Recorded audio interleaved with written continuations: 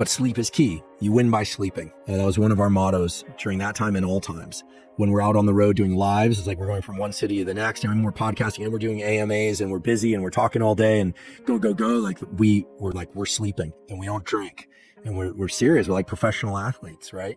What would be your advice to somebody who's going through an emotionally intense period? It seems to me like if I was to try and deconstruct not to make protocols out of a nightmare scenario, but social cohesion, groups around you, not being on your own too much. Yeah, and if I'm blessed to have a huge network, but I'll say this, I have that network because I put work into that network. Yeah, some of these people I work with, but Jim Thiebaud didn't show up at my house because I'm a podcaster. He showed up there the same way he did 2 years before when I got slammed to the concrete in life. He showed up when I was 14 and I was a depressed kid sitting at the Embarcadero with a busted foot because I couldn't skateboard, and he just sat with me and gave me a book to read and encouraged me to write.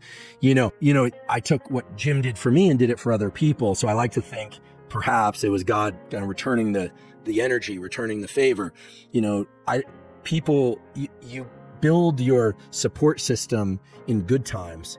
And when they're down, you support them. And you don't do it because you might hit bad times. You will hit bad times, and that's one reason to do it. You just do it. And so there's that.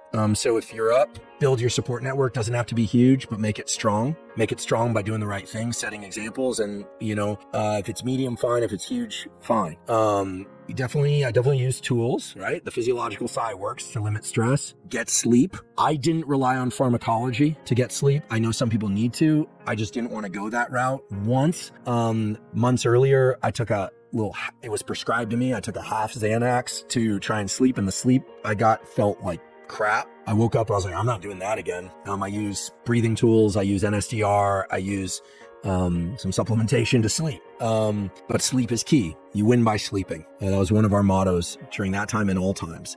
When we're out on the road doing lives, it's like we're going from one city to the next, and we're podcasting and we're doing AMAs and we're busy and we're talking all day and go. Like we're sleeping and we don't drink. And we're serious. We're like professional athletes, right? So there's that. Training, hot, cold? Definitely did some hot, cold. In really stressful times, I'll pare back on training a bit. I train as preparation. So for me, lifting 3 times a week, I love training. I do my legs, I do my torso, I do my arms and calves and neck. Okay, sure. I do my long run, I do my medium run, I do my sprint day, I do the cold and heat. But I do that not as a means, I do that in part as a means to an end. So that when it's time to sprint for the airplane, when it's time to take a week and just lean all your physical and mental energy into a crisis, you can do that. And then I go back to training. I think I would have struggled. I think I would have struggled to regulate without training each day. Listen, taking a walk, getting a good shower, getting your hair cut, these things make a difference. The other thing is I learned to be able to call on people, to pick up the phone, and say, hey, listen, like I'm spinning here. I can't make sense of this strategy or that strategy. What do you think? And then writing down what that person said, taking a few things, and then just going inward, right? There is this tendency, especially with text, to constantly be, increasing the size of your committee. I'll say, this was interesting. Some people came to me immediately and said, you should do blank. And I was like, really? And they're like, absolutely, do blank. And then I didn't do blank. And then a week later, they're like, oh, you absolutely did the right thing. You should do exactly the opposite of blank. And then I realized, I was like, oh goodness, not that I'm never going to listen to advice from that person again, but they were just saying stuff. So you need to be a selective filter, and it can be very hard. And I would say anyone going through a crisis of any kind, you need a committee, however big or small. And if you don't have people, you need people in books, you need people in podcasts. And, I'm not a recruiter, but you might give prayer a try, because there's real peace at the center there. And from that peace, you can see the right decision. And from that right decision, you can make the right decision for that circumstance. And there are just too many circumstances to say you should always say this or you should never say anything and this kind of thing. What I do know is that, God forbid if they come for you, Chris, or anyone, like, we got you. Like, I don't know what the best advice will be in those circumstances, but we got you. And we got you because you're a truly good person with your heart out there being you, right? Up until now, you've just been being you, and that's why you're successful. And yeah, I got calls from, people can guess the names. And there were some names also, I couldn't believe it. I was like, these are people with enormous stature that I thought were probably would fall on the opposite end of the spectrum would be calling me to yell at me. And in fact, we're like, you're doing all the right things. Don't let it get to you. Keep going. Think about X, Y, and Z. And I was like, whoa.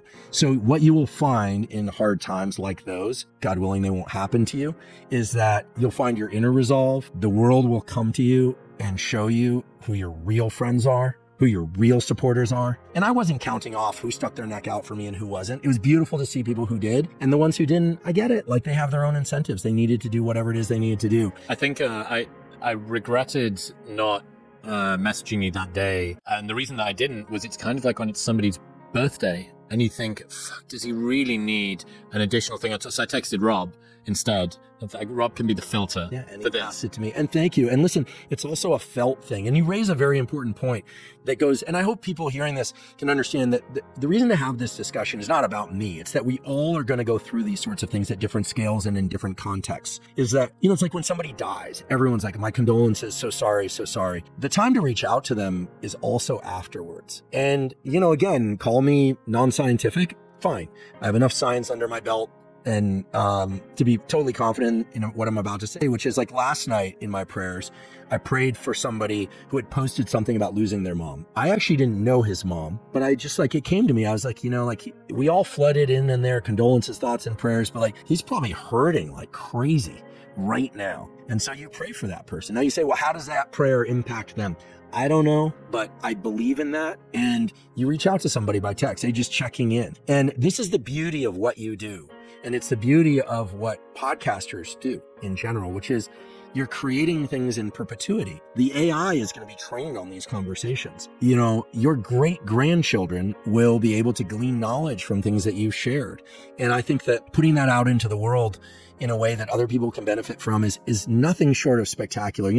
When I was a junior professor, I'd listen to the Tim Ferriss podcast. At that time, it was just that. And I remember thinking this podcast is like my friend in a city where I don't know anyone. Now I'm fortunate to call Tim a friend, right? I could actually call on Tim, but I think that the loneliness and isolation that people feel, especially people that are striving and don't have a big network, can sometimes feel so overwhelming. But I was that guy. I was that kid who didn't have anyone to call, or I was confused about something that was happening and I didn't have the network of people to call. You build that over time, but podcasts and what people being themselves out there in the world, mainly podcasts, it's like, I really care. I hope that if bullet bust or cancer takes me out tomorrow, that some of the things that I've shared, hopefully many of the things I've shared, could help people now and going forward. That's a real thing. It's not about selling us an advertisement or a supplement.